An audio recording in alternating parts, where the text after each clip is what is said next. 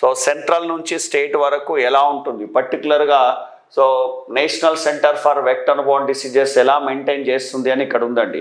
ఏ ఏ డిసీజ్లకు ఇక్కడ ఉందో కూడా ఈ చార్ట్లో క్లియర్గా ఇవ్వడం జరిగింది. చూడండి, ఇక్కడ director general of health services, ministry of health and family welfare, government of India. So ఇది మొత్తం అన్ని రకాల మిషన్స్ని, అన్ని రకాల ప్రోగ్రామ్స్ని కంట్రోల్ చేస్తుంది. సో ఎవరండి? Director general of health services, ministry of health and family welfare, government of India.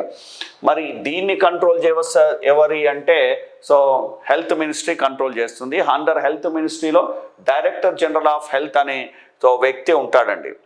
వాళ్ళు అన్ని ప్రోగ్రామ్స్ని కోఆర్డినేట్ చేస్తారు. ఇక్కడ ఈ national centre for vector borne disease కంట్రోల్ని కూడా మెయింటైన్ చేసేవారు అంటే director general of health services, so central government. ఈ శాఖకి అధిపతి ఎవరు అంటే, so ministry of health and family welfare అది.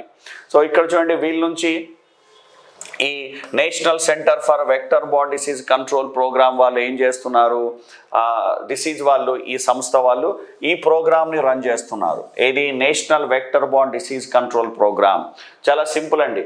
National centre for vector borne diseases control ఇది సంస్థ. ఈ సంస్థ వారు ఏం చేస్తున్నారు? National vector borne disease control ప్రోగ్రామ్ని కండక్ట్ చేస్తున్నారు. సో ఈ సంస్థ ఎవరి ఆధీనంలో ఉంటుంది? డైరెక్టర్ జనరల్ ఆఫ్ హెల్త్ ఆధీనంలో ఉంటుంది. ఈ డైరెక్టర్ జనరల్ మళ్ళీ ఎవరి ఆధీనంలో ఉంటారు?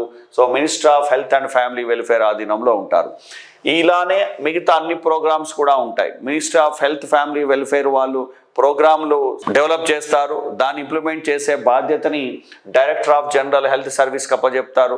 అది స్టేట్ గవర్నమెంట్స్తోని కోఆర్డినేట్ చేసుకుంటూ ఆ సెంట్రల్ గవర్నమెంట్ ప్రోగ్రాంలను, స్కీమ్లను హెల్త్ సెక్టార్లో ఇచ్చేటటువంటి సో ఆ పథకాలన్నింటినీ మానిటర్ చేస్తుంది. సరే, ఈ స్లైడ్లో చూస్తే national vector borne disease control programme వాళ్ళు వేటిని వాళ్ళు ఏ వెక్టర్ బోర్న్ డిసీజెస్ని కంట్రోల్ చేస్తున్నారు, నియంత్రిస్తున్నారు, ఎలిమినేట్ చేయడానికి ట్రై చేస్తున్నారంటే, సో ఆల్రెడీ చెప్పుకున్నాం, malaria, dengue, filariasis, kala azar, Japanese encephalitis, chicken గున్యా.